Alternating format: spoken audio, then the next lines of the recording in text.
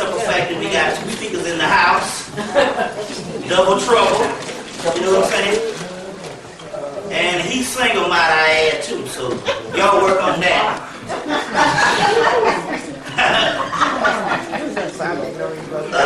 You know, don't let all that damn holy talk fool you. I know the nigga. So feel free to damn, you know, proposition or whatever. Yeah. We used to sit out at our office with Starbucks coffee every day and all, you know. Yeah, every day. And like I said the last time, he taught me a lot of meditation and a lot of things like that and all. He's psychic and all those types of things also. Let's see here.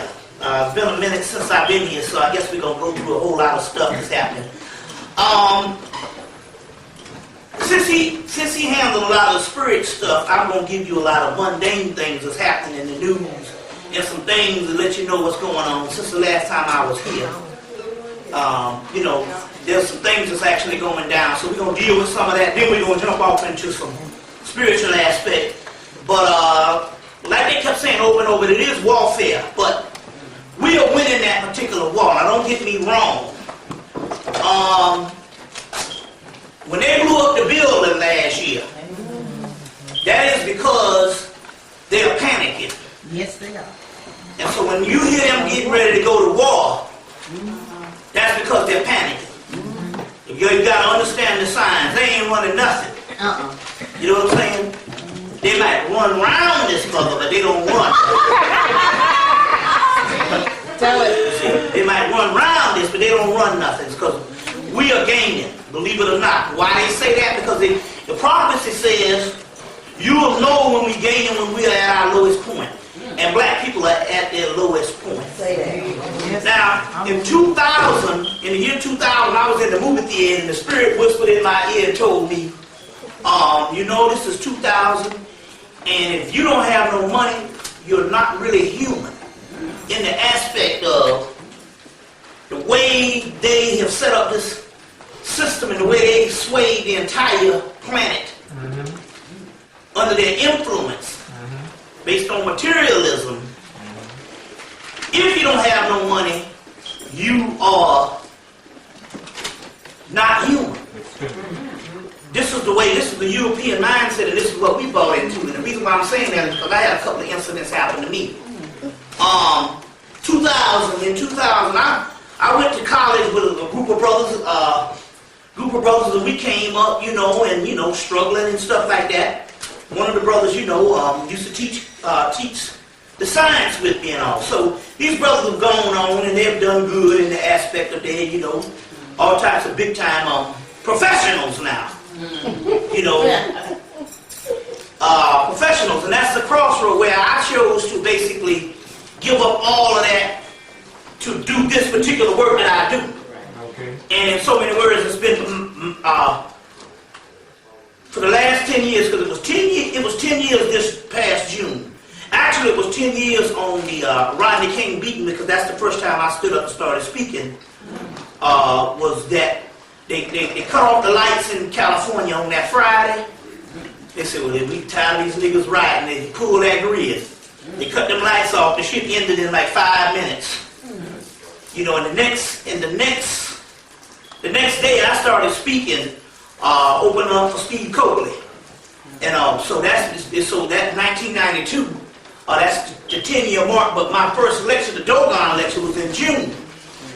Was in June. So basically, in so many words, I've been very successful in the career aspect. When my stuff took off, I started speaking one year. The next year, I was flying around the country, literally, and it just snowballed. So as far as my career has gone, it's been extremely successful.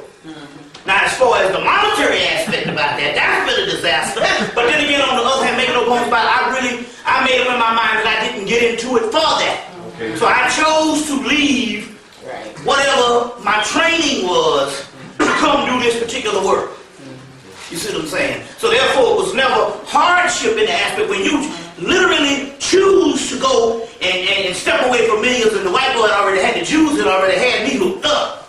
My stuff was hooked up as of September of 1989. They had me as one of their boys, and I was already in because I had the talent, and if they can exploit you, you can get paid. So I was already hooked up. You see, I was already down. And so I stepped away from that.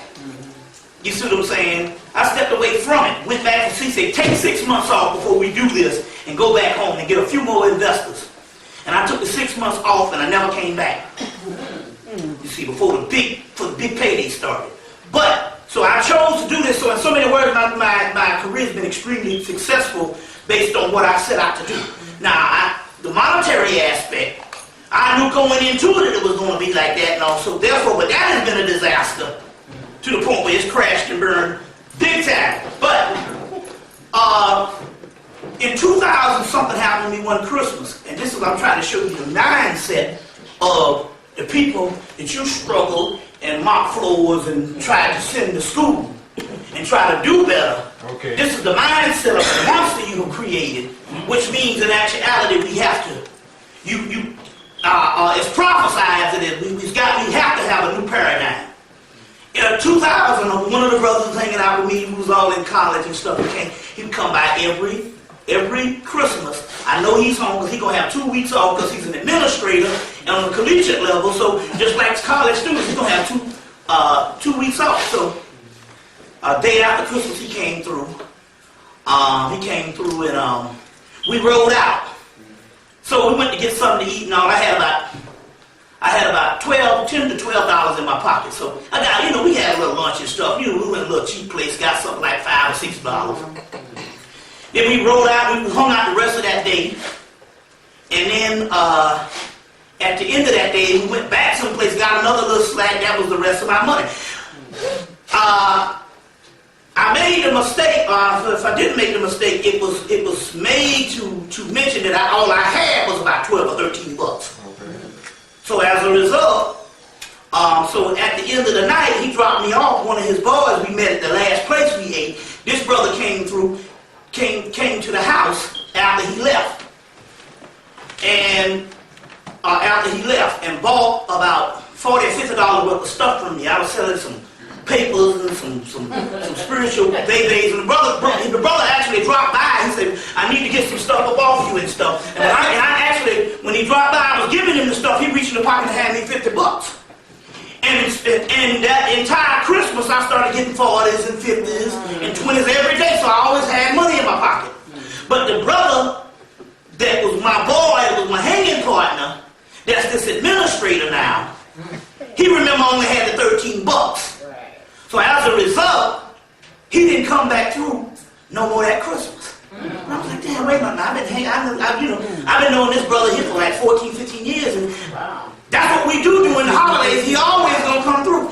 And might I add, this was a conscious brother also too, so we say. Okay. Damn, I ain't heard from a brother at all. And I was trying to figure out what the hell was going on. He didn't know that the brother, one of the people that he knew, came by that night and tightened me up with $50, and the next night another person came by and tightened me up with $50, and I always had money. I had about $400 or $500 over the course of the damn 2 weeks. But the mindset was, he remember I only had $13 at that time. So he didn't come by because he felt offended that somebody in his circle could only have $13. This is the type of mentality. You see what I'm saying?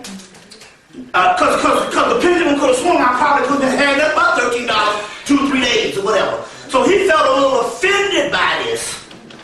And the reason was, so I said, well, maybe he did something. Maybe he had some stuff to do. And so one of the brothers came to after Christmas and said, man, where were you, man? He said, we would meet every night and sit around and drink and talk about conscious things and have a ball and stuff. I said, well, I was sitting at home the whole Christmas. I said, I celebrate Christmas. Shit, what am I going to be doing? I said, I was just chilling. He was like, well, my man was saying that we asked where you were. He said that you didn't want to come over. I said, no, it wasn't like that. I said, it wasn't like that. Then I started realizing what was going on. I said, oh, okay, I see what it is now. See, the mindset of what we've trained our people now, and this is what the Spirit was saying earlier. That some said, listen, man, now it's going to get to the point, if you don't have money, you're not seen as human.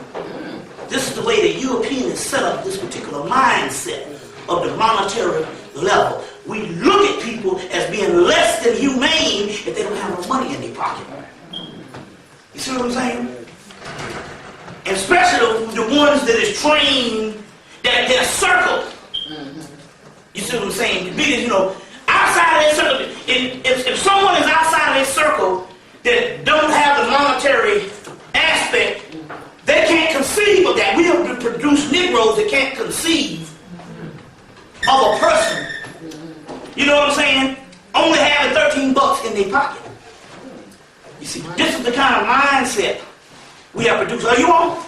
Yeah. Oh, okay. We have produced. You see what I'm saying? And so, I say, okay, I see what's going on here. That was interesting. The next, that was in 2000. So, in Thanksgiving of last year, 2001, he came by on that Sunday after Thanksgiving. I was like, hey man, what's up? You kind of late, ain't it? Thanksgiving is over. He was like, no, I've been here a week. I said, oh, I get it. And I looked outside, his car all packed up. I said, oh, I see what you're doing now.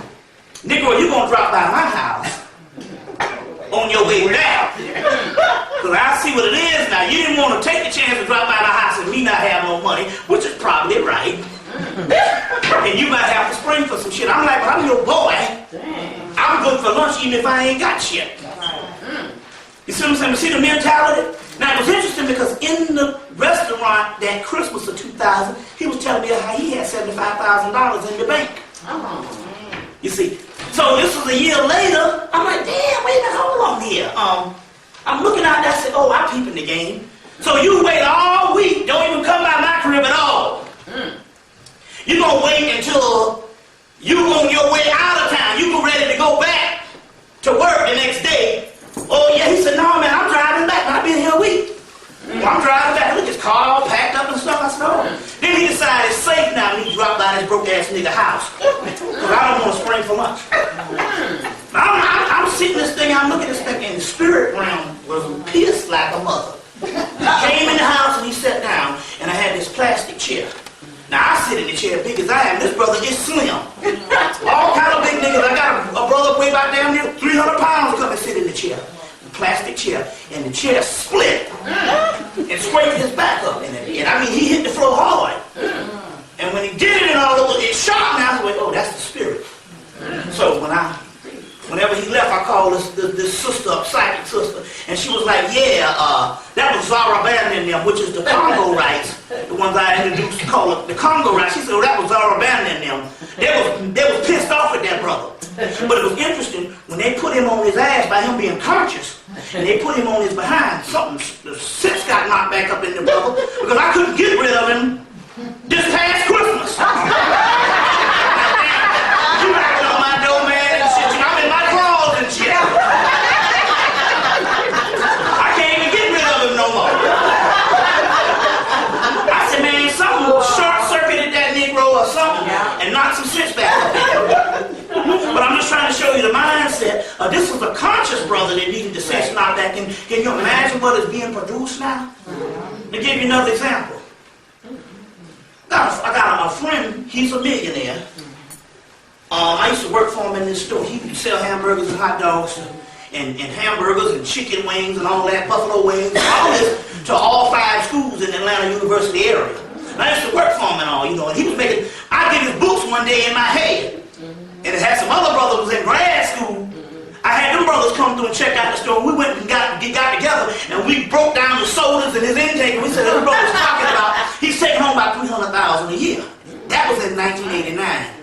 Then the schools doubled. The schools doubled after that as far as the enrollment. And so he's up to like almost $2 million a year. So one of the other brothers called me up, who was an administrator at the school, and said, hey man, Clark Atlanta, we just had a board meeting. They're going to run your boy out of business. And see, so this is the thing, because they said, well, he's making big time money. And see, their thing was, this brother did not go to college. So they feel offended for this brother that made more money than all 5 presidents in the 5 schools, and he didn't go to college. So they seeing green signs and they want to move in with their whole cosmetics and do them some type of entrepreneurial thing. So they was going to force him out by rezoning the area, and you're going to get him on the students, but they have some lottery laws. The first thing they was going to do is the next time the students have a little fight or something like that, or any kind of altercation, they're going to shut him down saying, rezone the place. You know, you can't do business in this area. That's gonna get them with the lottery and things. So they already broke the plan down. In the board meeting, the brother called me and stuff. Said, "Yo, man, they get ready to shut your boy down." I said, "Okay, man." I said, "Okay." So I went and told him. I said, "Yo, man, they getting ready to shut you down, man." I said, "What you need to do is you need to go up. You need to go downtown and you need to file a complaint with the police based on the past altercation you had, or whatever. Get you some federal." No lottery signs done by the city. Right. Don't just put up no signs you just had printed up, some magic marker shit. Right. Go get you some signs done by, issued by with the state seal on it. Right. So when they come with this zoning thing, you bust him in the head this way. He went down, he said, "I want it, Bobby." Went down, got his wife. The wife went and did all this stuff. They had him up in the store before I left out. He said, "We got it filed and everything." He said, "Bobby, you saved my business. Come back tonight, I'm going to pay you. Come on back tonight, I'm going to pay you." I went back there that night, that nigga handed me $20. Now you hear me? This is what I just said. This nigga who was a millionaire 4 or 5 times over said, "Bobby, you saved my business. Come back tonight, I'm going to pay you." And that nigga handed me a $20 bill. It was so shocking until I started smiling. I said, "Man, this is going to be some good shit for us." I got to tell you, know how you have a story so magnificent that you just got to tell. But I'm saying, look at the psychosis and the mentality of what we're going to as adult people. But let me show you a psychological aspect of it. This is some things that's going on, because I'm going to tell you what's happening also. If you are in certain financial problems, and most conscious people right now, back is up against the wall. There's some things happening, and back is up against the wall. And if it's not some financial thing, it's got something to do with family members. Yes. It's got something to do with everything. Certain social aspects, certain things that you're worried about. The key here is now we're going into another cycle. Yes. And if you hold on to things that you think is dear, in a cycle that is moving away, if you hold on, then you're getting a pull. You're getting antagonism. You're getting static. You see what I'm saying? You're getting opposition. And what you have to do is you got to let go. Yeah. Let go of the children. Even let go even the finances, even when you're thinking that I don't think I'm going to make it. So that's what happened to me. Now here I am, like I said, I broke this man in the Western Hemisphere. But like my brothers used to say, well, you know, Bobby's free.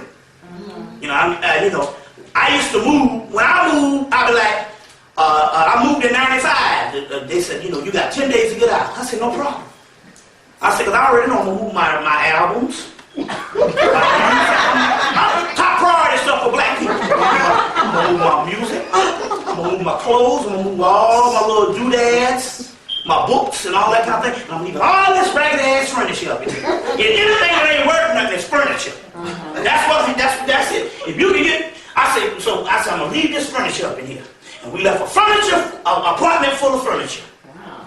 Wow. 4 years later, when I moved in this house that I'm in now, we had accumulated so much furniture and so much doggone material goods until it almost got caught the flu from just moving.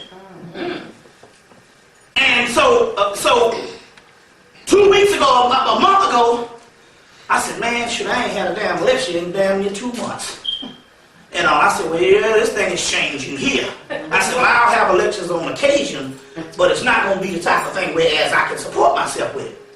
So damn landlord calling and shit, you know. So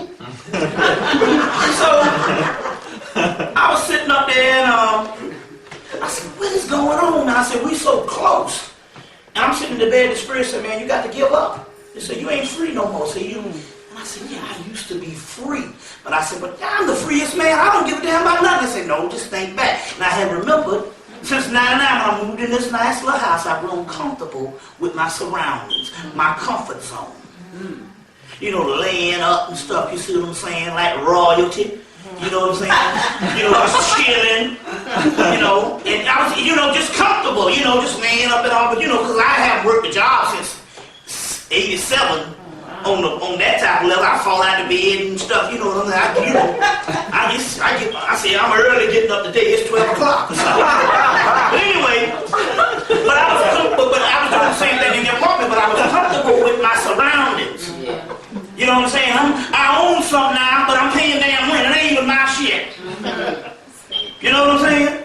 And I said, wait a minute, hold on. I got to give up. The man, I said, so he called. I said, hey, man, I said, man, my career's crashed and burned, man. I said, man, I think I'm going to have to let the house go. Because I said, give up. You know, before I was making all these, you know, yeah, when you called, I told him a week before, well, I'm going to pay you, man. Call back next week. He called back. I said, hey, man, I'm going to give up the house, man.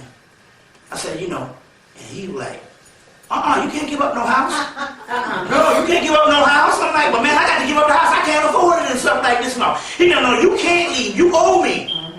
You can't leave. I said, man, ain't this a fool? So I hung up the phone. I said, I can't believe it. I done paid this man every month for 3 years and I ain't missed a payment. And he tripping on the money. And then about an hour later, I said, wait a minute, hold on. I just didn't hear what this man told me. The man just told me you couldn't leave. And see, that's what the Spirit was doing. Once I gave up, they provided everything. He already know if he got a tenant that's paying every month. The odds of getting that again, you know, he might have somebody might pay him every 3 months. And somebody move in nasty and tear up the place and all kinds of things. That's right. It was carefree. If something break down, I just go and fix it myself.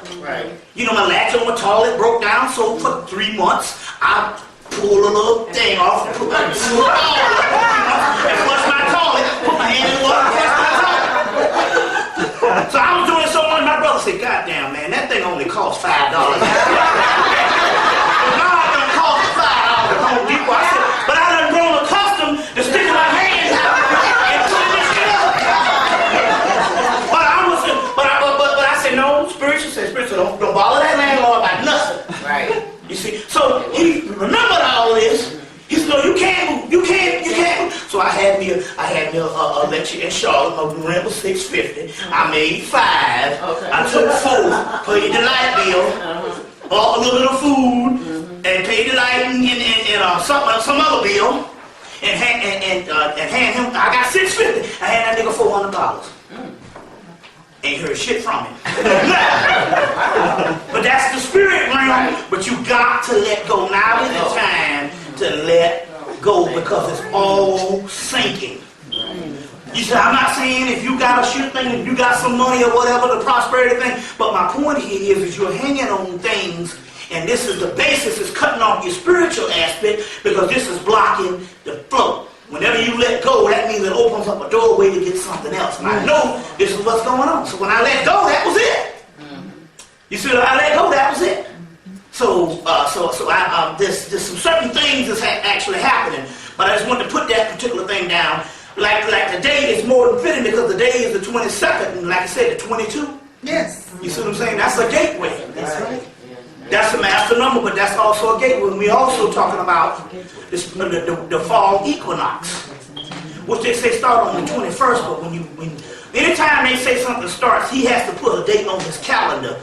That's because that's the way he operates the society. Everything is based on dates, and it lines up with the capitalistic system. So there's a reason why the European does that. But in actuality, when you're dealing with something spiritual, when you have equinoxes and solstices, it comes in a cycle. So it might be 3 days, 2 or 3 days. Like take fans, they'll tell you full moon, and you know damn well you look up there and the moon is full the day before they tell you it's full. And the day after they say it's full. But the spirit realm is like, you gotta do this today. And I'm like, why? They said, because the day is the last day of the full moon. See?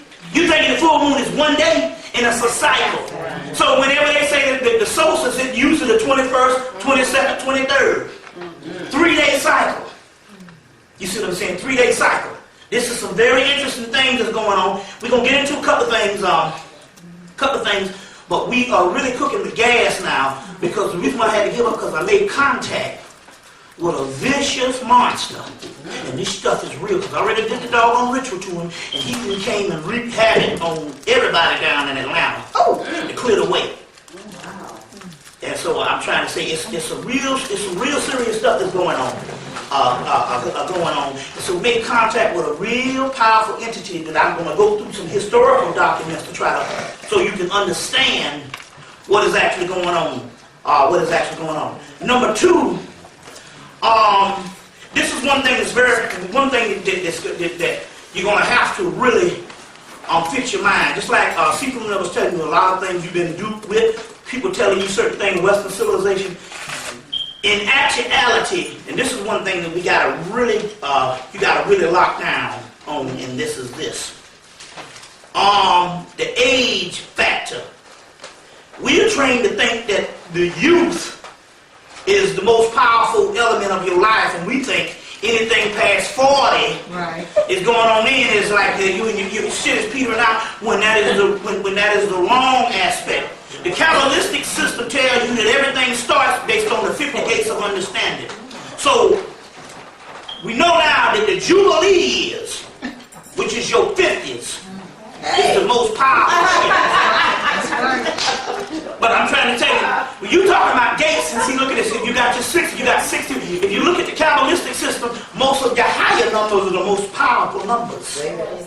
You see what I'm saying? Okay, you do have, you have the smaller numbers like 7 and 8 and 11. Well, look, 7, 8, and 11-year-old can't do shit. But the point I'm trying to say here is, the reason why the society has to tell you that you are in your twilight years, or you are in a lesser degree of things, because the simple fact, there's more power that you can't take on as you become older. And they don't want you to know that. So most motherfuckers up in here thinking that they're old. And thinking that, thinking that there's a certain thing and you don't understand, you gathering power as you go on. And that's one thing that's key, and especially in the Kabbalah, they talk about the 50 gates of understanding. That's the Jubilee period. That's the period where it's real powerful. And not only that too, very powerful sexually also, but I'm going to explain something to you, and there's a thing that they don't want you to know.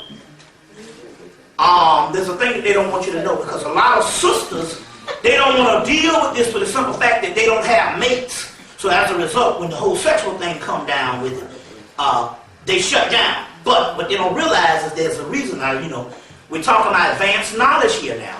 So you got to understand, you didn't come here to hear what you want to hear. Or what you think you want to hear. You came here to hear certain things. Now let me explain something to you. If you got a man, that's one thing, but if you don't have a man, this is some, and if you do have a man, you still need to do this. There's some sacred arts that they are omitting from texts, ancient texts, because they don't want, because most of this has to deal with the female, and they don't want to have that female to get this particular power. And that is the sacred art of masturbation. Now I'm going to get into this when I'm trying to show you what this is in a few seconds. And this is something, because number one is freedom, this is something you can do outside of the male. So now you're getting the science on why some of this is omitted from the books. Because the simple fact it puts the power back into the female's hand. You see what I'm saying? With us it's a different story, because masturbation leads to ejaculation, and ejaculation is a loss of power. You see what I'm saying? But masturbation is orgasm just the same as it's orgasm in the sexual act with the male when it comes to the doggone female. You see what I'm saying? Now the reason why I'm saying that is to give you some science of what I'm talking about is this. Now, Cyprian Manel came up and was telling you that you got to get your minds right if you want to perceive some things, if you want to will some things, you got to call it. Okay? But the key here is there's a powerful ancient art to doing that. We got a couple of sisters. There's some sisters up in North Carolina doing this shit right now. And basically, and you can do it with a partner if you got one, but if you don't have a partner, there's some sisters that masturbate, and upon orgasm, They think of what they want. One sister that moved out of the projects into a whole brand new crib. Into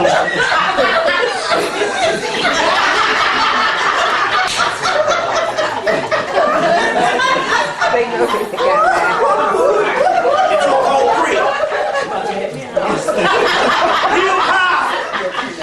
They're omitted from the books, but what it is there's a book. See, when you see a lot of things omitted, then there's a book called Sexual Secrets, where they got a whole bunch of this type of stuff in Asian texts about that masturbation thing. That's when you know that there's a scientific aspect and stuff. And I'm trying to tell you that the reason why they omitted this particular stuff because it has something, because it gives the woman power back into her hands. Number one, the key here is he told you in the book Kabbalion, the three initiates. Spell it. What's that? Kabbalion. What is it? K-Y-B. Oh yeah, I got it. Yeah. A-L-I-O-N. Kabbalion with the three initiates. One of the laws. One of those what? 7 laws or what are in the Kabbalion? 7. One of those laws is what? Vibration. Alright then. Vibration is one of the keys to the whole concept of orgasm. You are actually, when you're dealing with this, you're dealing with this on a level to get what you want based on a vibration. And now is a cycle to do these things. Now what I'm saying here is you can get, like I say, you can get a tickle me elmo, you can get a vibrating Snoopy dog, maybe that little damn animal. You can put that between your legs and I guarantee you can vibrate. That's how powerful the sister is. I know this sounds crazy, but that's how powerful the sister is. She can damn do that shit, like I say, on all kinds of levels and stuff. You don't even need a man, you can get a stuffed animal. But the point I'm trying to make here is, this is some science.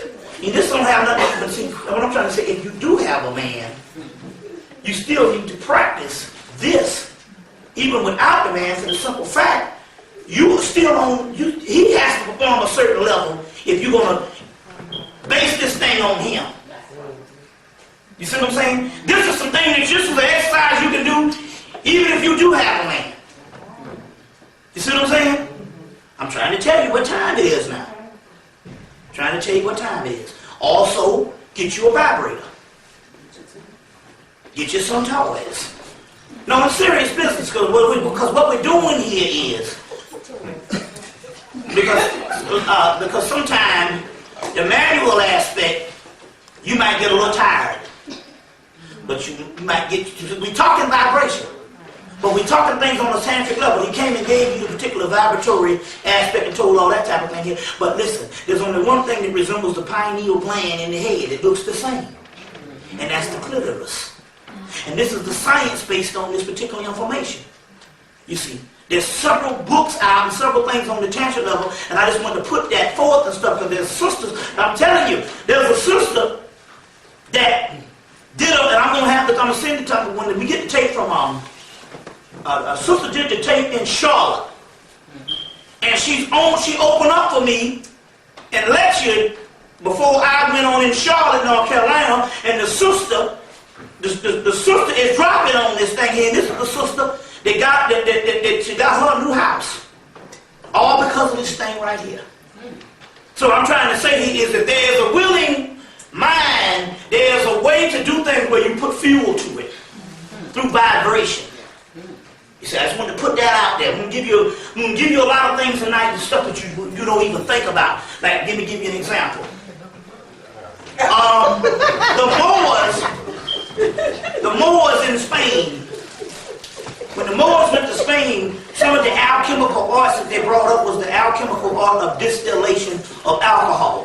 So all your vodkas, the distillation of alcohol. So your vodkas, your gins, your rums, your scotch, all that stuff was brought up and was given to the European by the Moors. That was Kemetic art form. That was Chemite art. As far as what is called the royal art. Now, as a result, what has happened is I have come up with an elixir. it was by default or by pure agony. What happened is I had a spiritual attack on me because there's powers that be, because even in the spirit realm, there's a war of principalities that's going on. Yes, it is. There's a war that's going on, whereas you got a group of entities that was of the last cycle, and they want to continue ruling, but they're old and they got to get up off the universe.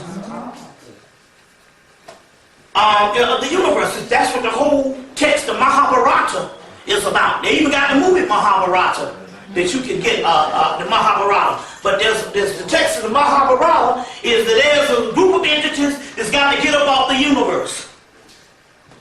And as a result, the other entities that were dormant for millions of years now have to rule.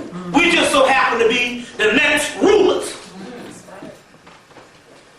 It's all in the Sanskrit text. You see what I'm saying? All in the Sanskrit text. The woman Wendy O'Flaherty did translated half this stuff for the last 30 years. She did a whole bunch of volumes on this particular stuff. Stuff that's coming from India. So as a result, there's a class that's on their way out. And I'll be honest with you. This group, in actuality, the white boy was their decoy. So in so many words, we base everything based on what the white boy is doing. When there was a group of guys that had them down there to do their bidding, and so therefore, on the other hand, we never looked to them. You see. So they were more of the pawns in the game, or they were the decoy models. Not necessarily to say that you're supposed to actually trust the decoy, but what's happening here is we're burning up a lot of energy on that when there's a bigger problem. Because there's wars going on in the universe. Right there in the Bible, they talk about it, and different things like that talk about it. And it's in all ancient texts, so there's wars of principalities battling against each other. So what's happening here is there's a group of entities that don't want to get up off the planet and don't want to get up off the universe, but yet we are slated to rule. That's just the way things are. So, as a result, I got caught up in the middle of this war about a week after I left Detroit. The week after I left Detroit, 2001, when I spoke at a Tiga's place, about a week after that, I got a psychic attack where these certain entities came in and destroyed my whole side of the mouth. They literally took, they actually sliced open each nerve up under the tooth by 5 teeth. So I started feeling this thing and all. I was, man, this is something. And it started coming on. And one of the sisters, I called this particular sister, the sister was like, you got a psychic attack going on, and it's going to get, and she said, you know, it's going to get worse. And I said, I know. And one brother called, he said, man, about 11 o'clock when that chi energy hits, you're going to be in some pain. And when it hit at 11 o'clock, I was like, man, I said, I know with these 5 teeth, this thing is going to kill me. And the sister was looking, she said, man, whatever they did, they completely destroyed all the nerves in your bottom teeth. And so I said, well, look, you're going to have to do something. And I said there was 3 entities that came. Because what we started getting was, we started making contact with certain entities that in the past, the ancient times, these people would look into the future and they would get the name of these particular gods. But in the cycle now, these particular entities now are coming back, the forces are coming back to this particular planet that was locked outside on a certain dimension of a certain eon. They're coming back and they're giving up their new names. So what happened was, it was interesting because in March of 2001, these entities came in and they started giving these names. One was named Otincha, one was named Tiacha, one was named Sheriola, one was named Omagumu, and one was named Shuma. Then one came, Kakumbo came, and one named Lokeo came, and then another one, Alcala came. And so these entities, so when I was sitting up and I was like, man, this thing here is it's getting to the point. I know by 12 o'clock this thing is going to kill me. And she said, man, she said, not only that, there's an infection setting in. She said, that thing get to your brain. You're going to be through. And I'm like, yeah, because this sister could actually see it. And I was like, yo, and I said, no, I want you to call on these three sisters. And I said, call on Teacher, Tiacha, and Sheola. And they came. I said, now what y'all going to do? And they was like, we want you to drink some at this particular time, they said, we want you to drink some scotch. You got some scotch and some gin up in there. Mix both of them together and drink it. I'm like, come on now. I'm in pain, like, even me with all that spiritual stuff, you nigga get in trouble now. You know what I'm saying? He want to get something a little more concrete. This sister said, just mix it up. And I mixed up the gin and the scotch at the time. I mixed it up. And basically what they did is they entered into my mouth through the alcohol, and then they started repairing my mouth. So I said, and so about an hour later, I said, man, I'm feeling pretty damn good. I said, shoot. I said, man, this thing is working. And I went to sleep and I woke up and I didn't have no more pain. And and I knew I was hit with something that was very poisonous, because the third day I started sweating. And they were sweating all these toxins out of my body. And this is what the deal was. Then all of a sudden, and then so what happened was that I started mixing this shit regular.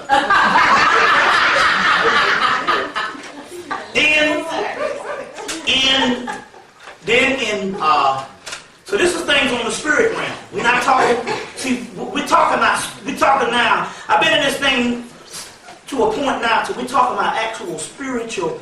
We're not talking about theory. Well, we go and we get into the books and we learn all there is to learn of all this ancient spiritual science. So it is now we're talking about application. We're talking about actually living with the spirit realm. I'm talking about, we did a ritual on the 11th of August of this year. Me and the sister back there. A week later, I go outside cutting heads, and my brother got some electric hedge clippers. So I got a house and stuff. I left for 2 weeks, and the bushes all grow up in the grass. And the next thing I said, damn, what is it? Why do these people keep throwing trash in my yard? And then one day I walk outside, a motherfucking TV or regular TV set is hanging out there. And the guy said, I didn't know, we didn't think nobody lived there. So people were actually coming up through my house and throwing stuff in my yard and stuff. Because my house was the only grown up house. They thought this thing was abandoned. So I went out there and was cutting hedge clippers a week after we did this ritual. I'm cutting the hedges, and the next thing I know, the damn lightning come and strike my behind. No. And I said, damn, I just know I didn't burn up this my brother damn hedge clipper. But I heard that this spark just went all around me. And the hedge clippers was still cutting. I said, damn, wait a minute, hold on. I don't believe it. I just got struck by lightning. And so what happened was the lightning struck. So I called the sister. I said, I just get struck by lightning. And she was like, yep. I said, no, hold on, I got another psychic sister I got to go call. I called so I just got struck by that. Her name is Olivia. And she said, yeah, you sure did. So I said, let me go call this other sister, Kimberly. I called her, she's like, yep, it struck you. I said, damn, I didn't feel nothing. But all I knew is what scared me was I heard this large thunder, but I saw the stuff come down and go back up. And so when I said, and so what happened is, the entity I was putting up, he said, yeah, that was me. I said, damn, man, you know, when you struck me like that, he was like, to show you the power we dealing with. Okay, now, that's going ahead of myself. That was this year. So we deal with some stuff. Now, because this will affect you. Okay, so there's the three entities, Otencia, Tiacha, and Sheola. Write those names down. Otencia. That's it. Okay, I'll spell it. O-T-E-A-C-H-A.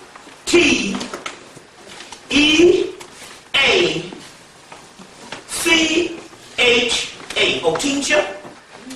Tiacha. T-A-T-A-C-H-A.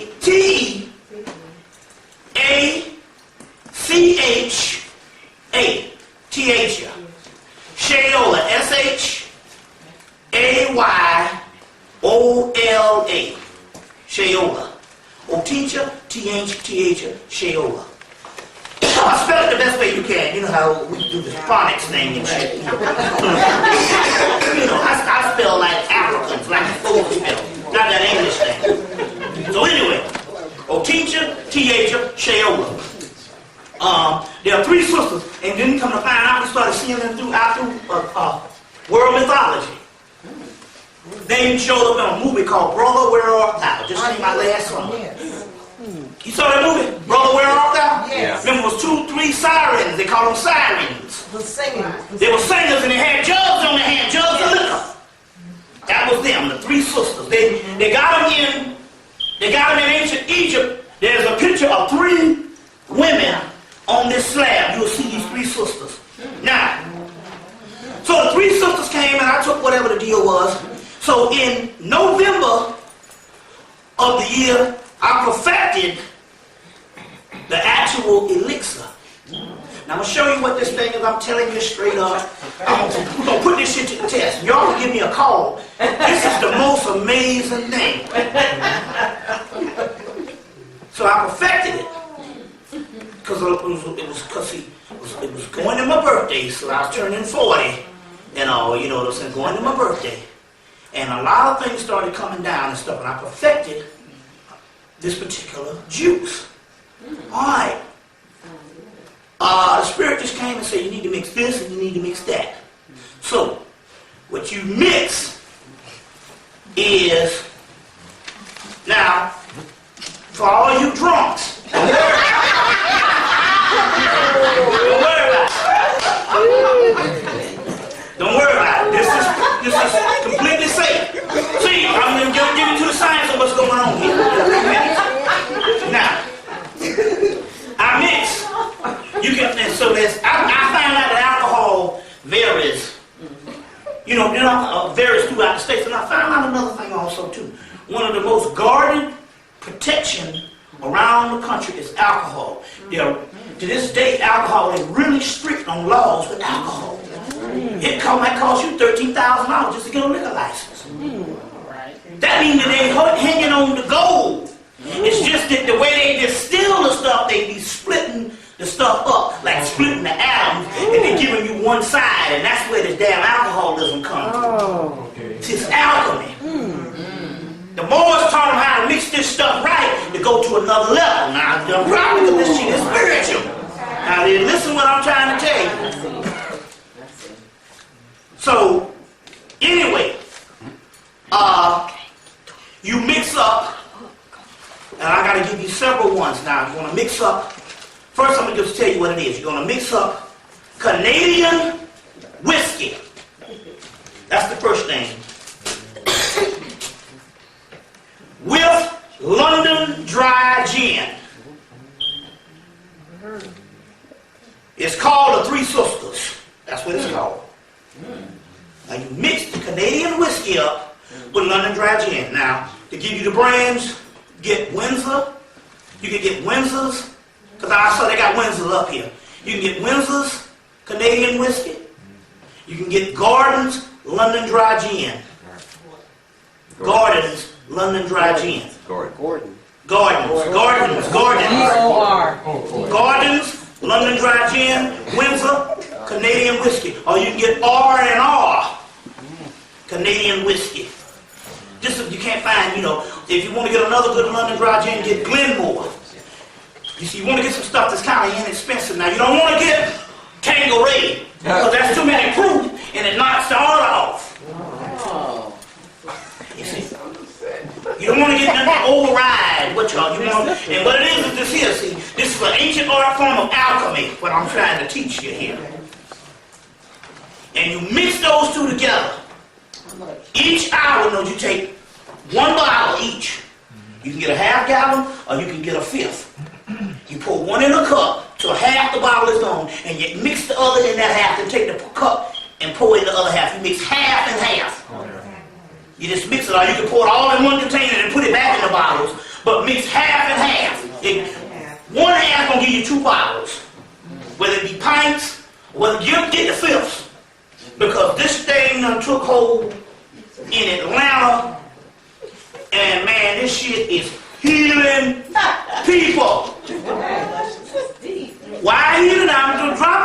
showing you and I'm trying to tell you? Because it is the three sisters, Oteacher, Teacher, and Sheola. It is those spirits that's in there. I'm going to show you something now. To do what I tell you, I want you to pour a little glass full. And I want you to leave it out overnight. I want you to pour it at 12 o'clock that night. So what? What you think? 12 the next day or about 3? In the morning. Okay, yeah. So 12 o'clock that night. Let's just say 12 that next day. I want you to put it even in a glass, and I guarantee you it'll turn the water. It'll let you know that this shit is not bullshit. It turned the water. This thing here, I'm telling you. Say it again. Really? I want you to just pour it in a glass and wait. Pour it in the glass overnight. And wait till in the morning about 12 o'clock. And I guarantee you it'll turn the water. It'll turn to water. No alcohol. What it is this here. That was an alchemical science that came out of the mystery schools and brought up into you by the Moors. And the Moors taught them the art form, but to conserve things, they started splitting the shit up. They started splitting the grains up, making gin here, making scotch here, and it's not balanced. So what is still happening is you're getting alcoholism because you're getting stuff that's not balanced and it's throwing off the system. You hear where I'm coming from here? You can take as much as you want. But let me explain you this thing here now. This is it right here. Some damn 3 sisters right here. This is some 3 sisters. It's already mixed. This is some stuff already mixed. Yeah, I made this the other night. I'm telling you something. Now, when you taste it, it'll be so strong. If you wait about 3 hours, the more you wait, the ferments get sweeter and sweeter and sweeter. But let me tell you about this thing here now. Because we dealing with my career is going beyond just the theory now. It's going to practical application. I told that motherfucking landlord, I ain't got your money. Motherfucker told me, you can't move out this house. And I paid that nigga $500, $400. And I ain't heard nothing from his ass. I was $650. You ready to get a shower? It's on. Now.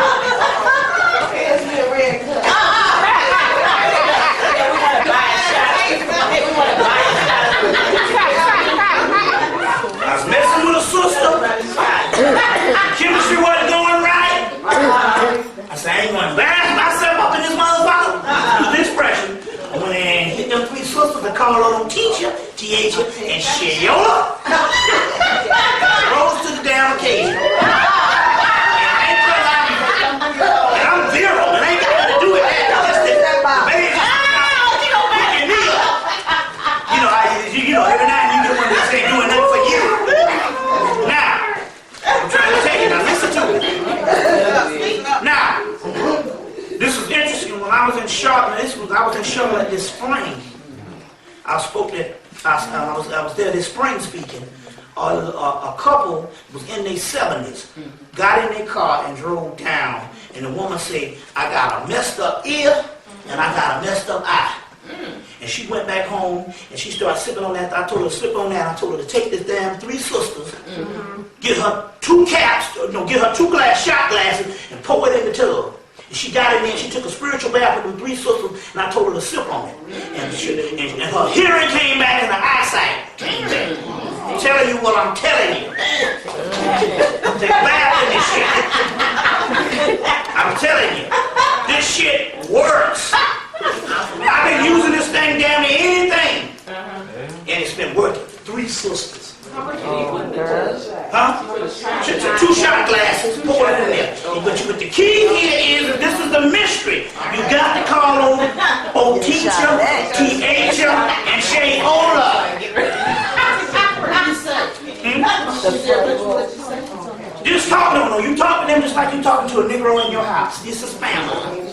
This shit is real, man. Oteacher, T-H-A, Sheola. I'm going to show you something else too. Anything you think of, you hit them 3 sisters. Now, I'm giving you some shit that work. But it ain't going to work if you don't believe.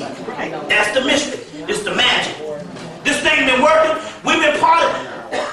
I've had people that come in the house, that, like I was telling people Melanin conference. Brother said, we gonna come over to beat traffic at 6 o'clock. We're gonna jam. We got it. We start pumping that music and start hitting them three sisters.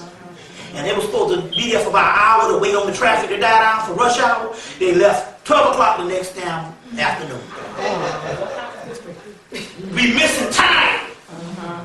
The three sisters. You see what I'm saying? The three sisters. I have a question. Yeah. When you told your initial story about, something jumped up in your Yes. what was the purpose of that? Why did They wanted to hit me because they wanted to hit me because what happened was this here. We had up, see, it's interesting here because when we made contact with Otincha, Tiacha, Sheola, and Otincha just said, call on me because I'm fire. Oh! She said she's fire. Right. Which one? Otincha, Otincha said she was fire. Sheola said she was a great mother. And Tiacha is like a nurse. But they all work as nurses. Okay, and then there was one called Omagumu. Omagumu is the head of an army, 10,000 strong. And then Omagumu came, and Shuma, who is a mighty warrior. And immediately after these entities broke through and came and got contact, I started having problems with the traditional deities that we be worshiping. This is a family fight. Motherfuckers don't want to get up off the stuff. So they came, I'm just telling you what it is. You can believe in stuff or whatever. Right. They came one week, then the next week Ogun, Obatala, and Ogun, Obatala, Shango, and Elegba came. And they said, look, man, y'all rising up, and we don't want y'all to rise. I'm telling you straight up. Just a family fight. They just got to bear witness and stuff. I'm telling you, we dealing with the, after practicing so long, after 10 years, sooner or later, something got to break through. Other shit ain't real. That's right. So after doing all this metaphysical stuff like this, I started having breakthroughs. The first thing when I started having breakthroughs is on January the 1st, 2001. And it's interesting because, see, that's why I always tell people to give out scholarship. Because something happened to me, and there was some brothers from Tallahassee, they were doing studying. And a brother, and one of the brothers came back. I said, give it out. It'll always come back to you to document what happened. On January the 1st, 2nd, 3rd, and 4th of 2001, my stomach just got bigger and bigger in 2 or 3 days. I'm like, damn, I always had a gut, goddamn. And on the 4th day, I started getting a kicking in my stomach just like a baby be kicking. And I said, I must be spiritually pregnant. And I went through all this and stuff. All the psychics confirmed it. Then a brother from Tallahassee, the same summer, came back and said, man, I got some Sanskrit text talk about that, something about the Buddha gut, and how the damn yogis talk about how they get spiritually pregnant. And what it is your soul wakes up. And once your soul starts waking up, it takes on the same process as a baby. It's called Horcrux, or the baby of the egg. So I started going through these particular stories, and then all of a sudden these webs would pop up on me and stuff, and they would go down in a couple of minutes and stuff, and there was a sister named Shakira out in California. I was 39, she was 69. I turned 40, she turned 70. She started going through, the web started coming and stuff like that. Then she said, Bobby, I got fucking black hair growing under the gray hair. That's deep. And she said, my sexual energy is higher than what it was when I was 16. You see what I'm saying? So it was a lot of transformation going on. So what happened is I got caught up in some warfare. It was interesting because when I was down here speaking to you all, it was a sister in Indiana. They hit her while I was speaking. I was speaking on the day, I don't know what day it was in August of 2001. They came in her house and they down near these Ogun, Elegba, Obatala, and Shango. They came in her house and they beat the damn shit out of her. They beat the shit out of her. And I ain't telling you, there was women, she had herself, all of them saw the webs on her body. They beat the damn shit out of her. And she said her head was hurting, and she said she was almost about to die. She was almost about to die, and she said she saw the God of Setman step through in the room, and protected her. There's stuff going on. So what happened was, so she told me about this and all, and the same day that I started going down with they hit me. The next day when I woke up, I drank the Three Sisters. The next day I woke up, they called me. She cried, "Oh, save me!" And then they called, some girls called, was like, "Man, they got her again." And I said, "Well, she need to take the Three Sisters." She took the Three Sisters and she sipped it. And before I got off the phone, she was good to go. So I'm saying there's spiritual warfare going down. So when I asked them when they first came, I said, "Well, why are you all here now?" They said, "Because now it's time to be here, because it's time for protection." They said there's a war going on in the heavens. Yes, it is. And it's just a family fight. You know, it's just a family fight. It's just some naughty shit. But they talk about this stuff. It's all in all the scriptures and stuff, and all in all of the ancient texts. The Mahabharata wars and stuff like that. There's a whole book on this thing that a woman named O'Flaherty wrote, where she's one of the chief researchers at the University of Chicago. And she wrote a whole book called Evil in Hindu Mythology. And in this particular book, she talked about how the shining devas, those are the ones that you call the seraphonic entities. They say that those are the ones that you all worship. She said, them some cutthroat bastards. It just depends on what side you own, and it's based on the polarities you own. So we started going through this particular things and stuff like that. So I'm giving you the spiritual things that started actually happening. But boy, I'm telling you, we done hooked up with our mother right now. We're going to go into all of that. You see, so all those people that never heard me before, how many people never heard me before? All right then. Don't be alarmed by my cursing and stuff. That's all the time. See, and these words, like I say, are not really curse words. The only curse word there is that you know of is damn, and that's the one you get at least offended by. And you have to do it, you have to put it in a certain way, you have to damn someone for the curse word. Like the word fuck. What does that